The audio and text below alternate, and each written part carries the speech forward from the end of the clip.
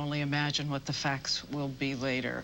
I want to give you a sense of what it's like here in Times Square right now, because if you look outside, we have hundreds upon hundreds upon hundreds of people standing outside, just stopping still, a kind of respectful witness, looking up at the screens where we're broadcasting the pictures. They can't hear the sound.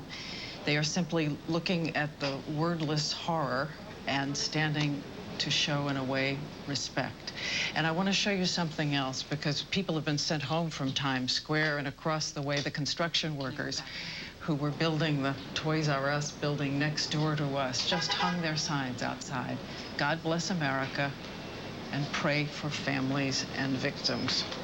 And we can only, of course, add to that that as crisply as we try to report what's happening here today, we join them. And this is not just another story, even for reporters who've been trained to do this for so long. A few things to add since this morning. We were on the air, of course, live when suddenly we get word of that first explosion at the World Trade Center, the first building. And initially, of course, we didn't know if it was an accident. We didn't know what had happened. And then we were on the air live when the second plane came in and the second plane hit. And I want to show you now. This is what we were seeing live on the air. And as you've expressed before, Peter, the combination of disbelief and horror and simple prayer for somebody to save the people who were inside that building is all anybody can do, as an entire network is broadcasting live something so unimaginable. I have talked, as you all have, and as George Stephanopoulos reported, to the people who were inside as these scenes were taking place. We now see the first collapse, which of course took place about 10 a.m. Eastern time. And then it would be about 28 minutes later that we would see the second collapse of the second building. And while we're watching the scene, each person desperate to stop this tape and go and do something. All we can do is relive the horror each time we see it. I have talked to people who are inside the building, one of them, Fran Martin, who is the aunt of someone who works here at ABC, and she was saying that the first experience inside the building was that earthquake-like feeling a number of people have mentioned, and then something else in an eerie, silent, kind of mournful foliage. You saw paper just wafting out in all directions, and it was so mysterious to everyone. They couldn't imagine what had happened. The paper was scattering, and we've now read some 3 miles out, way across the river, the paper. Of some magnitude that will mean something from the United States if one is ever able to pin down exactly who the perpetrators were.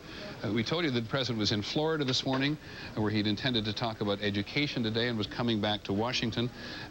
He's made it as far as Barksdale Air Force Base in Louisiana, where he landed. Points of origin or the destinations of those 22 planes. NBC's Campbell Brown is standing by in Washington. Campbell? Well, Matt, what we can tell you is that we do know the president now is at the Barksdale Air Force Base. That's in Shreveport, Louisiana, northern Louisiana. He flew there from Florida, where he was this morning. And it was interesting because in those early minutes, shortly after Air Force One took off from Florida, no one was told within the White House press corps where the president was, where he was going. Our information now is coming from what we call the travel pool. It is one network reporter who is on board the plane with the president. He did make a brief statement. We're waiting to get more on what he said when they landed at Barksdale Air Force Base. We're not sure whether or not he's going to stay there or that they will take the president somewhere else. There are a number of options, obviously. There's a bunker in Colorado Springs that the military runs. There is the so-called doomsday plane, which is another option. This is an aircraft that is far more sophisticated than Air Force One. It has the most advanced electronic equipment on board where the president could communicate with anyone from that plane. It can stay in the air. It can be refueled in the air. So it is something that was designed and built in the event that there was a nuclear attack, but it is a possible option today if they feel like they need that. Of course, the president, when he was in Florida and initially made those remarks you played a moment ago, he did say he was coming back from Washington, but obviously now they're reevaluating the situation to try to figure out where it may be best for him to operate from. There are a few officials still at the White House now. His national security advisor, Condoleezza Rice, and other key officials are in the White House. We're told they're operating out of the Situation Room, and that a few areas of the White House have been designated as so-called hard rooms, meaning special Secret Service agents are there guarding the few key people who are needed to stay at the White House. The rest of the White House has been evacuated. But the president is obviously in close contact with his national security team, who is remaining there for the time being. He was informed of this while he was in Florida at an education event this morning of the first incident when the first plane flew into the World Trade Center. He was told by phone by his national security advisor, Condoleezza Rice, while he was in a holding room, while he was about to go out and speak to some elementary school children. Then while he was actually reading to these students, a note was passed him from his chief of staff, Andy Card. In the pictures, you can see the reaction on the president's face, as shocked as the rest of us at what had happened. And his plans immediately changed, initially to come back to Washington, but now, again, the Barksdale Air Force Base in Shreveport, Louisiana, and we'll be waiting further word on where he will go from here and where he will sort of command the military operations, given the situation. Matt? All right, Campbell, thank you very much. Katie? Meanwhile, Matt, Cardinal Egan of the New York Archdiocese is joining us now. He has been outside St. Vincent's Hospital here in Manhattan delivering last rites to some of the people who have been brought to that hospital. Your Eminence, thank you for talking with us. Can you tell us or describe the scene for us, if you could? Well, I've been here since the very beginning. We have 184 patients here at St. Vincent's Hospital in Lower Manhattan. 10 are critical, and 6 are of the police department or the fire department. So far, 2 have passed away. The situation has been that the doctors and the nurses are waiting outside here. The hospital is completely mobilized, and we believe that we will be able to handle whomever they send. We understand that Bellevue Hospital and St. Vincent's Hospital are the 2 places where they'll be sending the most critically injured, and that they do have triage down closer to the 2 centers. I have to say this, that I've taken care of a lot of people spiritually, anointed a lot of people, and I've no limit to my admiration for what I've seen of the doctors, the nurses, and the staff, and the administration of St. Vincent's Hospital. And I'm told that that is what is to be found throughout this great city of New York. We're addressing this the way New Yorkers address things, with a prayer and with a total commitment to help everyone who is hurting, and especially to make it clear to families and others that we will be doing the very best we can for their loved ones. Well, I have here Dr. Ackerman, if you'd like to speak to him. Sure, that would be great. Here he is right now. Dr. Ackerman, are you an emergency physician there? Dr. Ackerman, it's Katie Couric. Thank you for talking with us. Thank you. Can you tell us a little bit about the situation there and how the patients are doing? I know that you have about 184 patients. Is that correct? That's correct, Katie. And actually, the number is growing as the minutes go on. When the first ambulances came in, there were 10 or 11 people in each of them. Now that the triage centers are set up downtown, we're getting fewer patients at the moment, but we're getting the most critically injured. Severe burns, several heart attacks, multiple traumas, many broken bones. And probably what's most striking is that everyone that's coming is coming full of gray powder from the massive explosions that obviously took place. There are family centers set up here at the medical center. There's a special number that family members can call to try to find out if their loved one is here at St. Vincent's. That's area code 212-604-7285. And the New York City Police Department's working very closely with us. We're very grateful that His Eminence has been here to help us and our staff, and we continue to be prepared. I was here for the last major incident with the World Trade Center, and this, in my opinion, is many, many times worse. Well, Dr. Ackerman, do you have enough people on staff to take care of the hundreds of people who are there already and the other people who may be arriving at your hospital?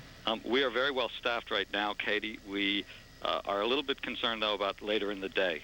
People will obviously wear down the number of traumas that you can handle, that one can handle not only physically but psychologically, and so we're asking all of the people that call us at this point in time to please check with us around 5 or 6 o'clock this evening, because we fear we're going to need another shift of workers to handle the tragedy of this magnitude. All right, we heard that people were standing in line to donate blood, and of course that was heartening news for us to hear under the circumstances. Dr. Ackerman, thank you very much. I know you're very, very busy, so we'll let you get back to work. Thank you.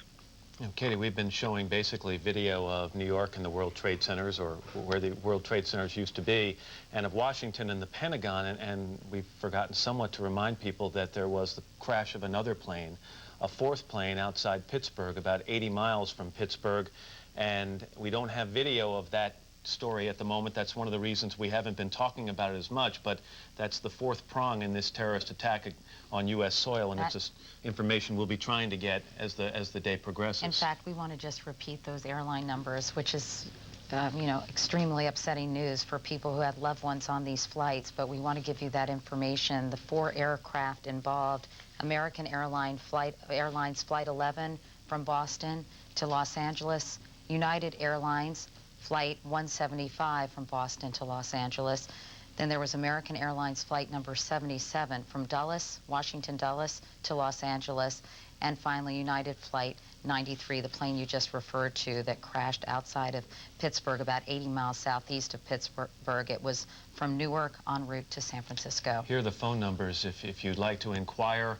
If you think you had a family member or a loved one on board any of those planes, American Airlines has set up a number at 1-800-245-0999, and United Airlines 1-800-932-8555. You mentioned that we have not shown shots of Pittsburgh and the United Airlines plane that crashed in Somerset County, Pennsylvania. We have the first shots, pretty shaky video of that airplane that crashed shortly after the 2 planes crashed into the World Trade Tower. At least we got the information.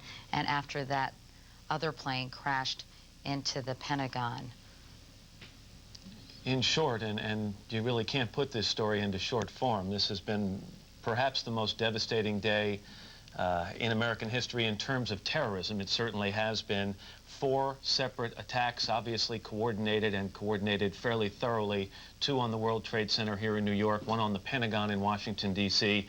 A 4th, the hijacking and crash of a plane, as you just saw, outside Pittsburgh. Unclear now as to how many lives have been lost, but the numbers are bound to be staggering as the day progresses. Aboard those airplanes alone, 266 people have lost their lives. That was confirmed by both United and American Airlines, and we are unclear, as Matt just said, about the perhaps thousands of people who have been killed and certainly injured as a result of what happened in New York City and outside Washington, D.C. at the Pentagon. With more, here's Tom.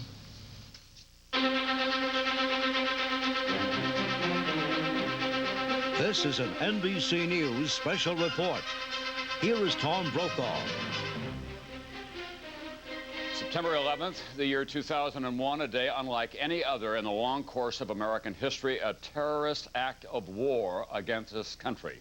President Bush saying today that freedom has been attacked by a faceless coward, and freedom will be defended. Not since Pearl Harbor was attacked on December 7th, 1941, has this country undergone such a devastating and damaging attack.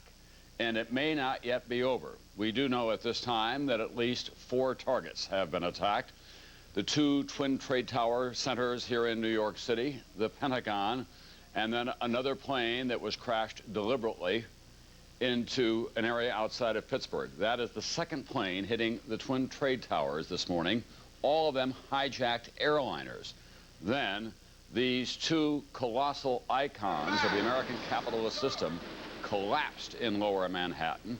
The death toll at this hour is unknown, but it is expected to be, as Mayor Giuliani has said, horrendous. Shortly after those attacks on the Twin Trade Towers in New York City, at the Pentagon, in one of the outer rings, another hijacked airliner crashed into 2 areas there, killing an untold number of U.S. military personnel in Washington, D.C.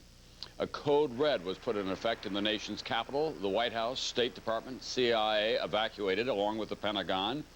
House Speaker Dennis Hastert was evacuated to a secure area. President Bush, who was in Florida for an appearance for an education project, was evacuated to Barksdale Air Force Base in Louisiana, where we do expect to hear from him before too long. The United States is, in effect, in a national state of emergency. All domestic flights were grounded immediately. Most flights that were already in the air, we believe, will arrive safely at their destinations. The borders between the United States and Canada and the United States and Mexico have been closed. Transatlantic flights were diverted to Canada. U.S. military forces in this country and around the world have been put on the highest possible alert. Aircraft carriers were moved to waters off New York City as this scene played out in the nerve center of this country, Lower Manhattan, the financial markets, an area that is home to literally hundreds of thousands of people. They are still dealing with the carnage in Lower Manhattan. We want to go now to NBC's David Bloom, who is in Midtown Manhattan, overlooking all of this. As you can see there, communications have been severely interrupted. David? Well, Tom, what we're looking at behind us, more than 4 hours after the first explosion, is the smoking hulk of the essentially vanished World Trade Center. As you've said, the essential question at this hour in New York City is how many people may have died in these attacks. The various officials here in New York City believe that the casualty estimates will essentially go into the thousands and thousands of people. Here is the sequence of events as they happened at this hour. The first plane attacks the World Trade Center's South Tower at approximately 8:42 Eastern Time. Airline officials say at least 2 American Airlines flights and 2 United Airlines flights were hijacked today, and that the attack planes were the hijacked domestic flights. Roughly 21 minutes later, approximately 9:03 Eastern Time, the second large jetliner can be seen taking dead aim at the World Trade Center's North Tower. Emergency officials estimate 20,000 or more people may have been inside the 2 110-story buildings at the time of the attacks. Eyewitnesses report victims falling and in some cases jumping from the 2 buildings. At approximately 9:40 a.m. in Washington, D.C., a third hijacked plane crashes into the Pentagon in a burst of flames, one side of the building collapsing. Non-essential personnel from federal buildings, including the White House and the U.S. Capitol, are evacuated. 9:59 a.m., the South Tower of the World Trade Center collapses. An unknown number of people still trapped inside. 1/2 hour later, at approximately 10:28 a.m., the North Tower of the World Trade Center collapses. Rubble, debris spreading for blocks. In a separate but apparently related crash, a fourth hijacked plane, a Boeing 767, crashes in western Pennsylvania, about 80 miles southeast of Pittsburgh. The FAA closes all domestic airports, shutting down all U.S. airspace. So again, Tom, 4 hijacked airplanes. We know what happened to each of the 4. Other officials investigating now, both apparently the worst terrorist attack in the mainland United States ever. Tom?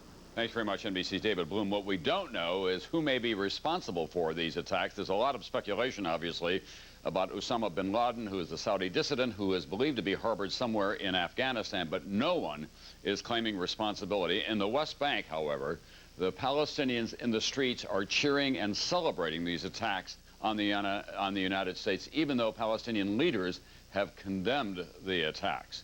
We want to go now to NBC's Pat Dawson, who is down near the World Trade Center, because the big question, obviously, in New York City and across this country, how many people have been able to survive this horrendous attack? Pat? Tom, right now, hundreds of rescue workers are massed here on the southern tip of New York in Manhattan Island, waiting for a possibility where they can go back in large numbers to begin searching through the debris. Obviously, the first task at hand will be to find anyone who is still alive in there. There really is no precedent for this. Two 110-story buildings. First of all, the impact of those two planes into them, and then the buildings themselves literally tumbling down into the streets. It's the sort of thing that one assumes very few people could have survived, but the task of those rescue workers, and if you look behind me, you can see many of them massed down there. The task will be for them to go back in and to try to find anyone who is alive. First of all, that is, of course, the priority. They know. We have spoken to a number of them. Of course, common sense tells us as well they are going to find a very, very high number of dead bodies in there as well. No way. We have spoken to officials here with the police department and with fire. They all say the same thing. This kind of a catastrophe, there's no way of knowing how many people that they're going to find in there, how many people are dead, how many people are alive. There's really no way to know how difficult their task is going to be going in there and trying to dig through the remains of two 110-story buildings that are now lying at the bottom of Manhattan.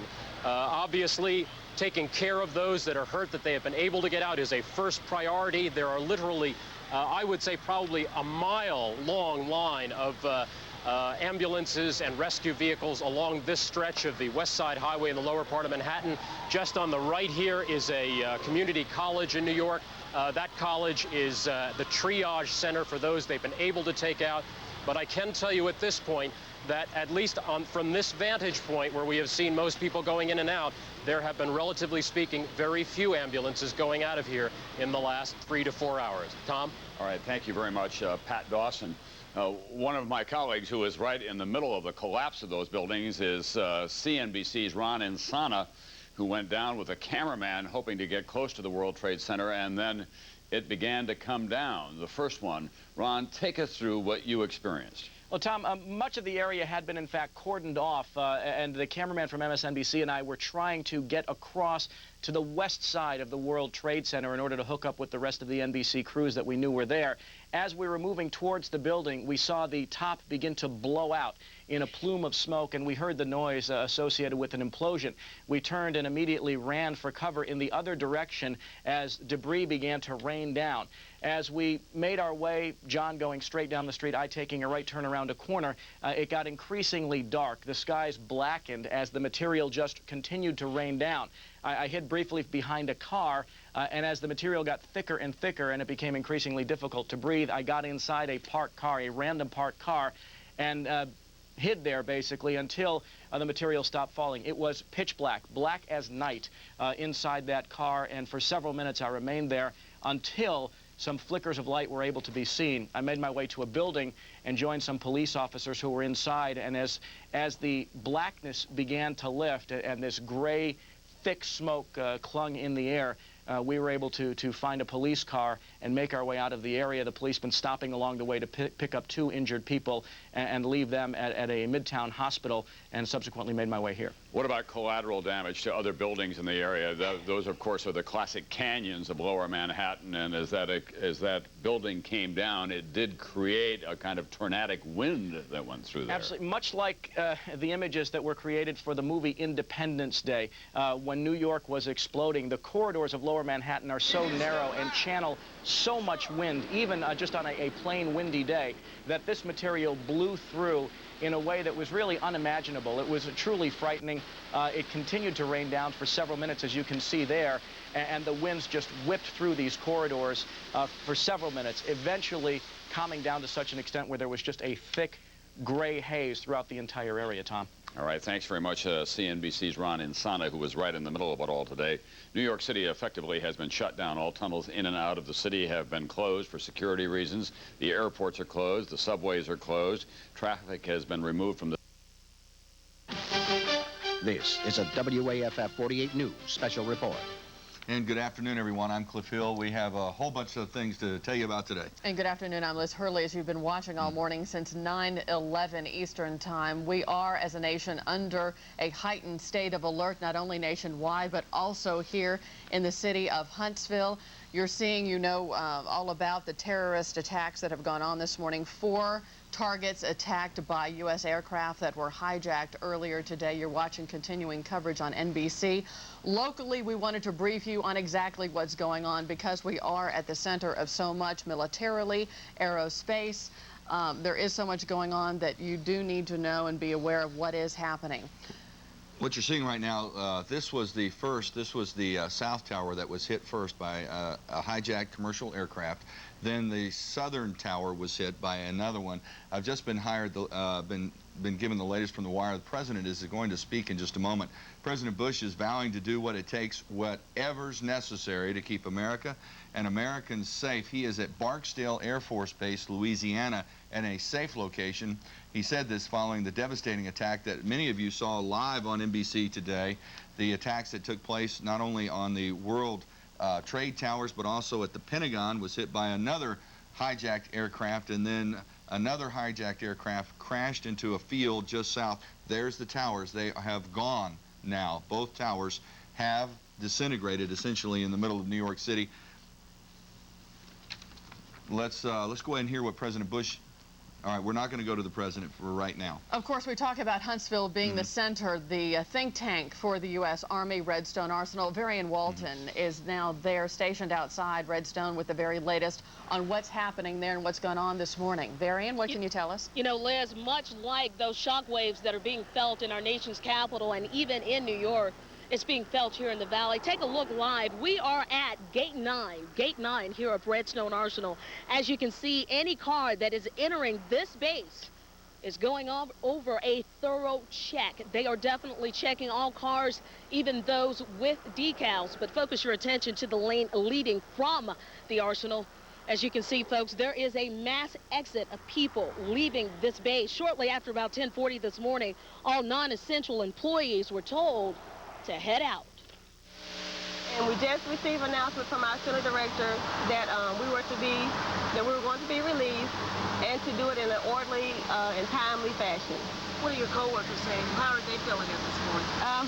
Everyone, like I said, is gloomy and shocked.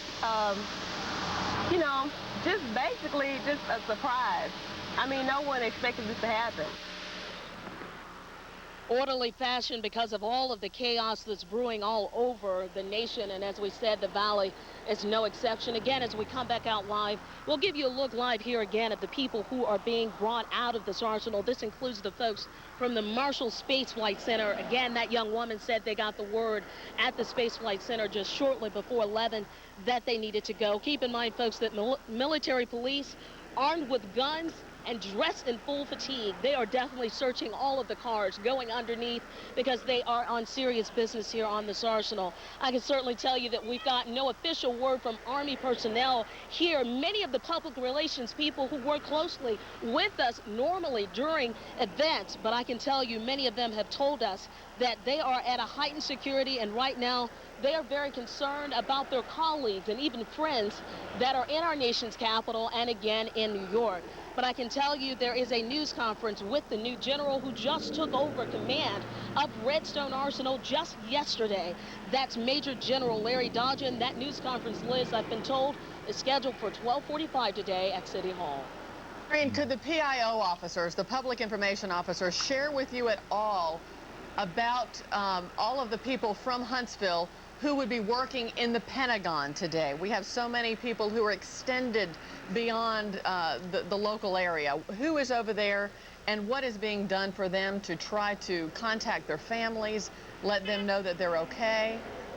They are desperate to know something as well, Liz. Again, we have been posted right here at the gate. Security has to be taken seriously here, even for those of us in the media that are definitely trying to get the word out. The PIO folks have not come out and talked to us directly. They've had their hands full, but they've been asking everybody on the base, and those of you listening to our live reports, if you don't have to use the telephone to call New York or even D.C., use the internet, and as soon as that becomes available, Liz, you can count on us to bring it to you. Thank you, Varian. Someone very, very special who would know so much about what was happening at Redstone Arsenal today, and perhaps a little bit about what is happening in Washington, D.C. right now, is joining us retired, I qualified the retired and all that because that certainly could change at any moment, retired General Jim Link, who is now the CEO of Teledyne Brown. General Link, thank you for being with us today. Liz, a very tragic day in the life of our nation, obviously, and as a former soldier, my stomach is in knots as I think about my comrades, people I've worked with over the years who have been in harm's way today. And I think our heart needs to go out in our prayers to all Americans who have in fact been injured, and of course we know many killed today. General, there's a heightened sense of alert out there at Redstone Arsenal. Non-essential personnel, as Varian just told us, lots of people leaving. What else is going on right now? And there's specific military terminology for what's taking place. Well, we have different levels of alert, and I understand Condition Code Bravo B. That's very close to shutting the installation down, and that would be the next event.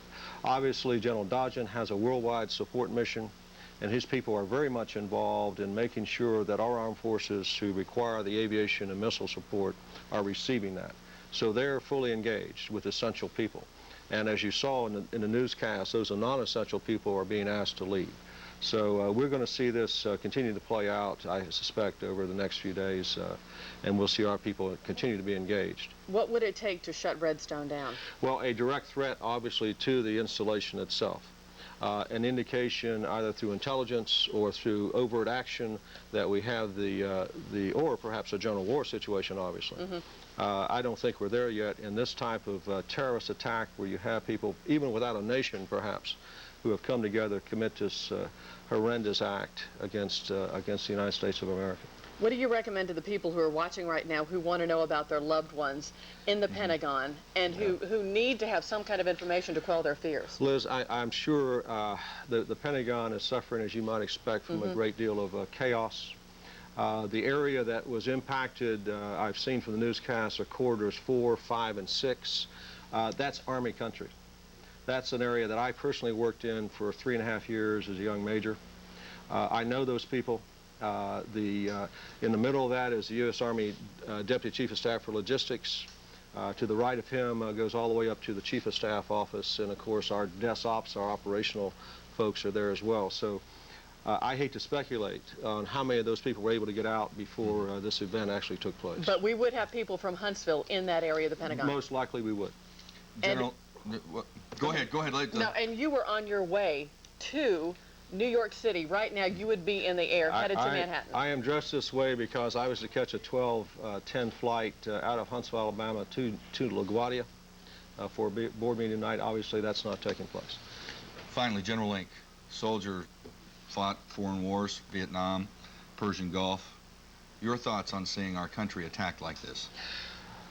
Ladies and gentlemen, I tell you, it's blinding, flashy obvious. The safety that we felt as Americans is never going to be the same. We recognize that the oceans that separate us from foreign nations, the relatively safe borders we have with Canada and Mexico are not going to protect us. The paradigm has shifted. We recognize now that we can be touched. The danger is that we don't overreact, that we must have balance between vigilance in our liberties and liberty itself. So we must ensure that we do not find draconian solutions to this terrorist attack. Obviously, that would tear at the very fabric of our nation. And I will tell you also, much as we've been inconvenienced in airports with checks, metal checks, I suspect we're going to be inconvenienced in other ways as a result of this act. Absolutely. And are you possibly, could you be called back into duty? I would hope they're able to find a much younger and fitter general than myself, but obviously we who retire still serve. We continue to serve. We are subject in a national emergency to recall, and obviously I would be very proud to continue my service in any way I can. In the meantime, I think what you and I need to do as citizens is make sure our leaders know that they have our full support, that our institutions remain strong, our executive and legislative and judicial branches, our Department of Defense, agencies such as FEMA. All of these folks need our help, need our full support, and I know they have it from the citizens of Huntsville, Alabama. General Link, stand by. Thank you very much. Yes.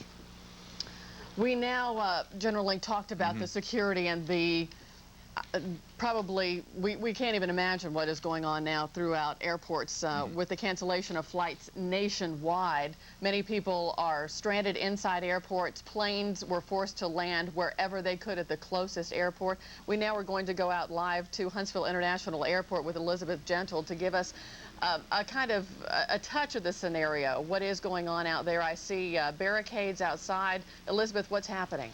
Liz, as you can imagine, and as Varian stated before, there's a lot of tension and a lot of stress here at the Huntsville Airport. Early this morning, we got here about 9:15. They were not letting people catch their flight. All flights have been canceled from the East Coast to the West Coast, also here in Huntsville, all points in between. They have grounded all flights, and it is the FAA, the Federal Aviation Administration, that has grounded all of these flights. And of course, Huntsville Airport looks more like a ghost town than a bustling airport. And this we understand from talking with Cindy Maloney. She is the public relations manager here for the Huntsville Airport. There will be no flights taken until the FAA says it is all right for those planes to get back up in the air. Let's go ahead and show you now what's behind me. As you can see, it is barricaded off here at the Huntsville Airport. They are not letting anyone through that area. Security is at its tightest right now. Huntsville police are here on the Huntsville Airport property. They also have beefed up security in other areas. The only thing that you'll see out here, a lot of parked cars in the parking lot. They're not letting anyone on or off, and also they have security at each and every entry and exit point here at the airport. And of course, it is barricaded off right now, and they are taking extreme caution, extreme safety measures here at the Huntsville Airport. All flights are canceled again, and we've spoken to some of the people that work here at the airport. They say flights may not open up until noon tomorrow, and right now they just don't know. They'll get the final okay from the FAA, but for now, all flights are grounded in all 50 states due to this alleged terrorist attack in New York City. Now, once we understand and once we have been told that these flights will be back up and running, of course, WAFF 48 will be the first to let you know what is going on here at the Huntsville Airport. Reporting live here in Huntsville, Elizabeth Gentle, 48 News. Elizabeth, all passenger service commercial jetliners were forced to land at the closest airport. Did we experience any landings there from any aircraft that were not scheduled to land there? And if so, what happened to the passengers? Where are they now? Well, Liz, when I talked to Cindy earlier, I asked her about the airplanes that were still in flight. She told me that they would go ahead and go on to their final destination, and then they would land. And then once the flights were back up and running again, then they would be able to take off. As far as what has happened here at the Huntsville Airport, we're not sure about that. About 9:15, everything shut down. We've not seen any planes come in or out of the airport. We've talked to passengers that have been stranded, and they said pretty much for the most part what they're going to do is check into the motel, have a cup of coffee, and just wait it out. That's all we can do right now. That's right. Well, obviously, the president, as well as the Pentagon and everyone in armed services are watching what's taking place. President Bush had some comments as he landed at Barksdale Air Force Base in Louisiana on a secured area where obviously the president can be safe. Let's go ahead and listen to what the president had to say.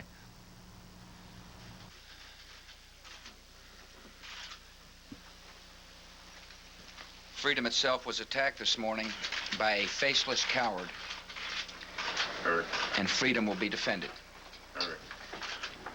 I want to reassure the American people that the full resources of the federal government are working to assist local authorities to save lives and to help the victims of these attacks. Make no mistake, the United States will hunt down and punish those responsible for these cowardly acts. That was President Bush, having grown up in SAC, that's the Strategic Air Command. Liz, that was one of the B-52 bomber bases, as was Dyess Air Force Base in Abilene, Texas. There is a lot of cement, and we were talking with the general while listening to the president. There is a lot of cement. There is a lot of things underground. And the president is in pretty good shape where he is right now, having been on that base myself and seen some of the infrastructure that is there, because during that time they had huge nuclear weapons, and they had to be stored in some place. And also there's underground capabilities for the president to run this nation if needed to at Barksdale. Absolutely. Let's go now to Huntsville City Hall. Mayor Loretta Spencer, just a little bit ago, about an hour ago, shared with us her thoughts on the day in putting Huntsville under an emergency state. Our Jason Gadsden is joining us now live there with the very latest on what's happening at City Hall, what's happening with our school system. Jason? Liz, Mayor Spencer was joined by Huntsville City School Superintendent Dr. Ann Roy Moore and Deputy of Public Safety Colonel Leon Shank with the Huntsville Police Department. Here's what they had to say about their three separate entities. As far as the city's concerned, City Hall here is open. The building is open for business, but it, of course, is on a high state of alert. It is secured. If you come through these doors, you better have a very good reason. They have police over here. They have a couple of guards standing nearby to check people as they come in.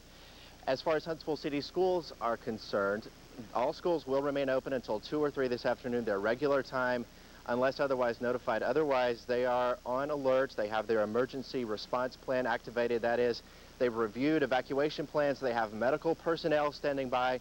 They also have buses standing by should they need to let students out a little bit early. And as far as Huntsville police are concerned, they have all of their off-duty police officers on standby to come in if they need to. Otherwise, those who are out on the streets right now have been deployed to strategic locations just to make things more secure throughout the city. Otherwise, we are standing by here at City Hall for that live press conference in just about 15 minutes where Huntsville Mayor Loretta Spencer will join Major General Larry Dodgen of Redstone Arsenal, and they're going to talk about further security measures, not only for the city, but Redstone Arsenal as well. Of course, we plan to take that live, as we've said a couple of times already, at 12:45. Jason, before you go, there were some school systems that did let out today. The Catholic High School let out, as well as Monrovia Elementary School. Are they just on pins and needles? Or are they just waiting to see, get some type of official word if we're under a serious threat, or we're just shocked as a community? Right. I think all superintendents and headmasters of the private schools, whatever they're called, are standing by on alert. They're in close contact with city leaders, and as they need to close, they will. Jason, I misspoke there. Monrovia PTA and after school is canceled, not the elementary. I misspoke on that one. But there is a lot of concern as a parent that we worry about our kids in school. Absolutely, and many of us have been watching the school systems to see what we were going to do, talking to General Link. This is not overreaction. We need to protect ourselves. We don't know what's going to happen throughout the rest of the day, so it's much better to be safe than sorry. We've been talking all morning about our nation being under attack, but we as people, as Americans, are under attack. And to put a face on that crisis, now you're looking again at what was the World Trade Center in New York City in downtown Manhattan. One of the Twin Towers, no longer there. It did collapse. One of those individuals inside the Twin Towers, one of those, his mother was inside there. That gentleman, that son, is joining our Melissa Meager now in our newsroom to explain exactly what he knows about the situation and obviously the despair he's feeling right now about his mother. That's right, Liz. A Huntsville man is actually anxiously awaiting word on his mother's condition. She works in the World Trade Center. Charles Everett is from New York, and he's lived in Huntsville since 1998. His mother, Runell Good, was not scheduled to go into work actually until noon today, but she had to go in early at 7:30 New York time to take a test for a promotion. So Everett is anxiously awaiting word. Of course, all New York phone lines are jammed. He hasn't gotten through, and he's just waiting to hear if she's okay. I just hope she's all right. That's all. If I can just hear from her and let me know that she's okay, I'll be satisfied. You know. But I've been trying, and ain't nothing happening. Now, his mother has worked at the World Trade Center for 10 years, and all of the rest of Everett's family also lives there in New York. Liz? Melissa, thank you very much. Obviously, our prayers are with Everett, with his family, and so many other people throughout our community and our nation who don't know about the status of their loved ones in New York City and Washington, D.C. today. Phone lines in Manhattan, if you've ever been to Manhattan, you know, with the tunnels being closed, the cell phone options out there, you know, you're going in and out of these huge edifices, and it's very difficult to communicate. So you can imagine that the phone lines, the landlines, as well as the cell phones are being jammed. Well, those towers were used as telecommunication operations for basically the entire New York City on the Manhattan Island. And when that was hit, when they went down, and it shut everything down, as we saw the reports most of today. The reports are that at any given time there could be 10,000 people in each one of those towers, Liz. And the shocking events that took place today with the first aircraft, the second aircraft, then there were separate explosions inside those buildings, which the fire chief of New York said that they believed that there were extra bombs placed in those areas, that this was absolutely a coordinated effort.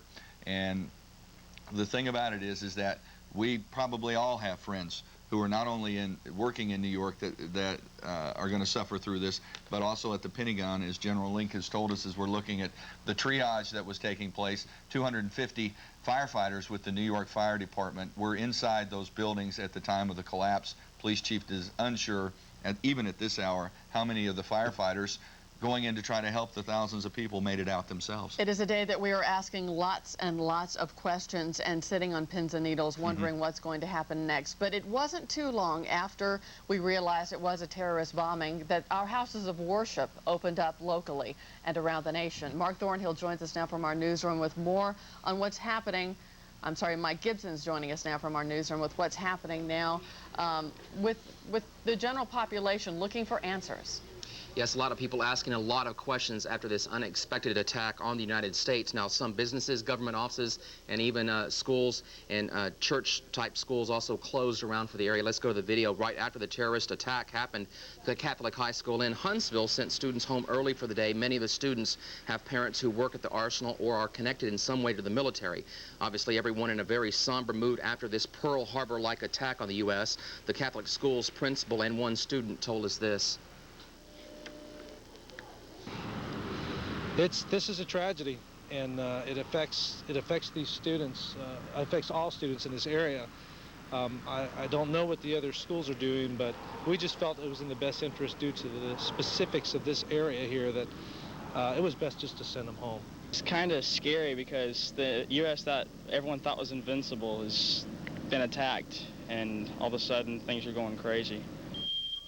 Over at Willowbrook Baptist Church on Bailey Cove in southeast Huntsville, we found many people praying in the worship center. We're told that everyone is invited to come to the church and pray for America. Today, whether we were driving around or out on the street talking with people, we didn't find anyone who was smiling, no one making jokes. Everyone seems to be taking this very seriously. Many people we talk with want the president to take action and take it quickly. Others want the same thing, but want to make sure we found out who was actually responsible. From the newsroom, Mike Gibson, 48 News. All right, Mike, this is a day that a lot of people will be making their way to their houses of worship. Did you get a sense, Mike, from any of them of the anger or just the sadness? A little bit of both. A lot of people just say they have a lot of anger, and they also they want to cry. Talk to the minister there at the church and many other church members. A lot of anger. They want something done. They want to make sure, though, that the right people are targeted for a response from the U.S. All right, Mike Gibson in the newsroom. Houses of worship be busy today, this afternoon, and tonight. As more details will come, you know, the intelligence community, as everyone knows, that you know, the intelligence community attempts to identify threats prior to them happening, but the human assets is what they like to call human assets, being ground zero, understanding what's happening, has been lacking, and as of late, and there's a lot of talk about whether or not this could have been prevented, and we'll hear that coming up over the next several days and several weeks on this. But one thing is for sure is that, and from my personal experience, never seen anything like it. No one has. Currently, right now, all airports around this country are closed. Huntsville International closed until further notice. All international flights diverted to Canada. Redstone Arsenal on a heightened state of awareness. The Bravo, when all non-essential personnel being sent home. One step away from closure. Only gates 1, gate 9 are currently open. Marshall Space Flight Center closed for the rest of the day. Browns Ferry Nuclear Power Plant also under a heightened state of alert. Huntsville Utilities under a heightened state of alert. Morgan County, Limestone County, EMA all activated.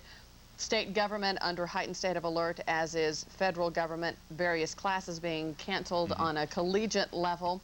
As Cliff said, churches are opened. If you'd like to stay with us, in 10 minutes, we will have the new commander at Redstone Arsenal joining Huntsville Mayor Loretta Spencer. That's coming up in 10 minutes to brief us on what's going to happen. What's going to happen for the rest of the day in our community. Area. Major league, minor league baseball games all have been canceled. Congressman Bud Kramer, we talked to him. He's okay in Washington, D.C. Governor Don Siegelman was scheduled for a meeting in D.C., and his flight had to be diverted to South Carolina. We're going to return you back to NBC programming right now. We're going to come back live in just a moment for the latest from what the plan is from city leaders as well as Redstone Arsenal in North Alabama. I'm Liz Hurley. We'll see you in just a few minutes.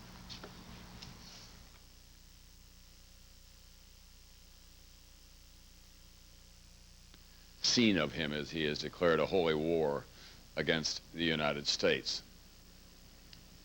Let's go to General Norman Schwarzkopf now, who had the Southern Command and, of course, commanded the forces during the Persian Gulf War. General Schwarzkopf, I've been trying to review in my own mind the incidents in which the United States has been a conspicuous participant or absent in the past month or so. We lost a spy plane over southern Iraq. We've stepped up pressure on southern Iraq. Obviously, in the Middle East, in the ongoing dispute between the Palestinians and the Israelis, there's a great feeling that the United States is siding only with the Israelis. The war in Sudan goes on, but we've not taken an active role there. Are there any other signs on your radar screen that would indicate that this kind of thing was likely to happen? Well, you know, Tom, the truth of the matter is that most of the Middle East countries consider the United States to be, you know, the main source of support for Israel. It isn't isolated just in certain states. And, you know, any one of those people, if you got them aside and asked them truthfully, they would tell you that they were not in favor of our policies with regard to Israel. So do you think that that probably was the cause of all this continual escalation that has been going on between Palestine and Israel? And there's been an absence of... This is a WAFF 48 News special report. Our 10 minutes turned into 2 minutes. Yes. Joining us now from Huntsville City Hall, Mayor Loretta Spencer, along with the new commander at Redstone Arsenal, General Larry Dodgen. He is joining Jason Gaston now live at Huntsville City Hall. Jason? Liz, the press conference just got underway. Let's listen in. Deal of inconvenience to the people that are trying to get onto the post and will cause great delays at our gates. So I would ask that unless you had essential business to do at the Arsenal, that you maybe delay those things until after the security measures have been instituted and we can further assess the situation.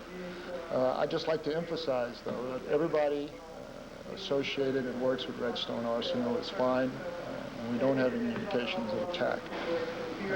Is there a possibility that because they seem to be targeting symbols, American symbols, rather than actual strategic...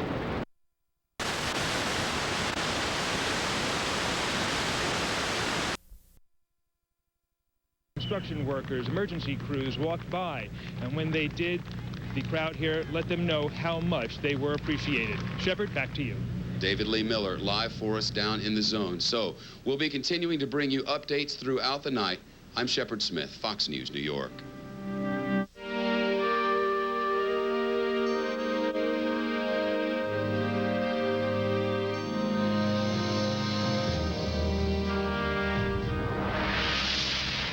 There's probably not a person in this entire country who hasn't put himself in the place of a captive on one of those doomed hijacked planes. We know that many of the people... The terrorists purposely chose 4 big jumbo jets which were heading cross-country. That way they'd be filled with enough fuel to do their damage.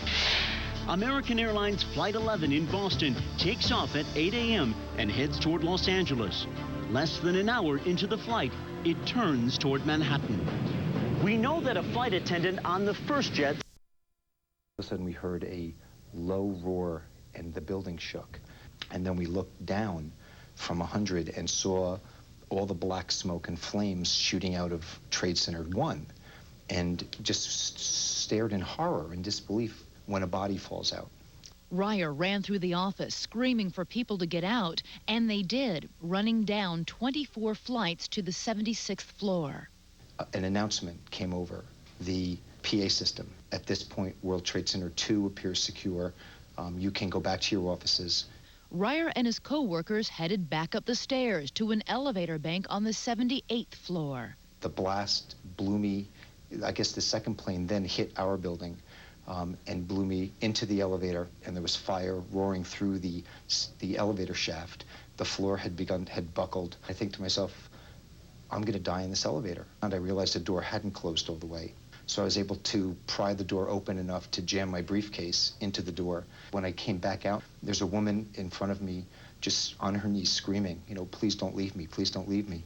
I said to the woman, you know, hold on, the staircase is to the left, it's to the left. And what you realized immediately was that everybody who got to that stairwell and was alive was going to help everybody else get out of that building. And what they thought was safety. It never occurred to you the tower could collapse. It didn't occur to me, and I'm sure it didn't occur to the two firefighters who ran past up to the 78th floor. You know, we told them, you know, everybody in the stairwell is okay, they're walking, but there's bodies on the 78th floor. And they passed us at 50. Going up. Going up. Moments after escaping the tower, Ryer stood and watched in disbelief as the mighty tower collapsed. It was a slow, agonizing groan popping as you hear, and just watching it. It's a cloud of dust, and it's like poof, poof, poof, poof, poof. Get out of here! Ryer ran for his life, but even after reaching safety, he worried about those still behind. So we wet our shirts so we could put them over our faces, and we ran back. But the second tower was about to collapse as well. Ryer could do little but save himself. It's a perverse sense of me that says, you know, I wish I did have an injury. You look at yourself and you're exactly the same as you were before it on the outside, but you're completely different on the inside. How do you think this experience has changed you? It's changed me to have a profound respect for life and for thinking about what you do each minute, because it could be the last minute you have. How you treat other people. What was the first thing you did when you got home? Hug Caitlin, the baby, and just realize how precious life is. That is our special broadcast tonight. You can follow the world at abcnews.com. Talk to one another. Don't forget Nightline later this evening. Today, a friend said that he and his son were just off the Little League. What a relief, he said. What a joy. I'm Peter Jennings. We leave you with the notion that baseball is back, and you can't start a baseball game without the national anthem.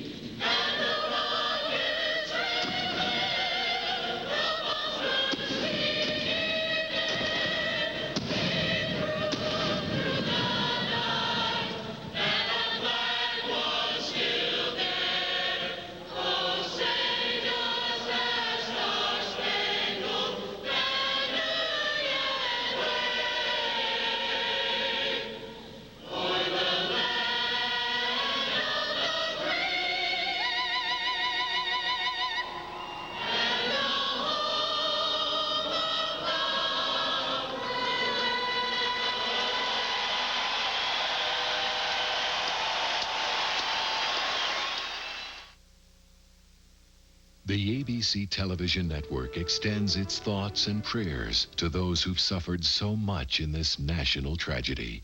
We stand steadfast with all Americans, united in hope and courage.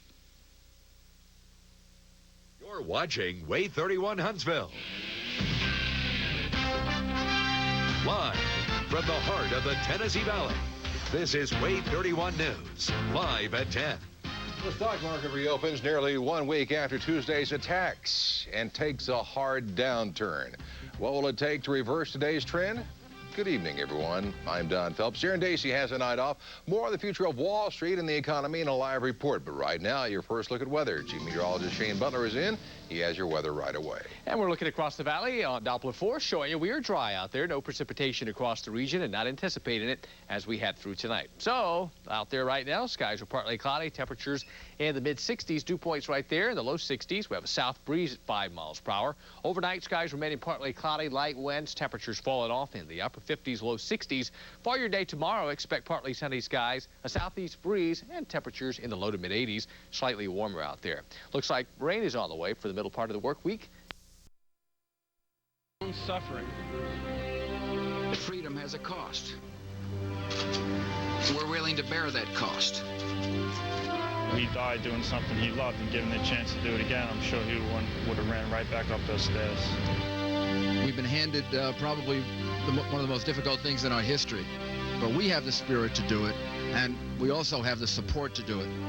Words can't describe what this has done. The TV can only touch portions of this. It's just worse than the worst nightmares that I've ever experienced. From NBC News, this is a special edition of the news with Brian Williams. America on Alert. Good evening. As you look at Lower Manhattan, welcome to our special broadcast this evening. The rescue operation continues, and officials were careful to call it a rescue operation today. The mayor of the city of New York saying that the experts tell him it is possible that survivors could still be found, that people have survived longer periods of time buried beneath rubble in similar circumstances. All eyes were not far from there this morning for the opening of trading on the markets. The predictions were bad. The markets did not disappoint either. Let's take a look at what's making news here 1 minute after the hour tonight. The markets opened for the first time since the attack. The Dow lost 684 points.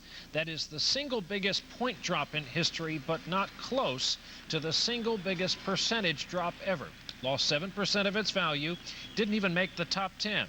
The president today brought back memories of old West wanted posters when he said that this country wants Osama bin Laden dead or alive, stressing it is not just one man that they want. It's the killing of not just one man that will stop the scourge of terrorism worldwide. And in New York, the sad and tragic figure has been revised upward.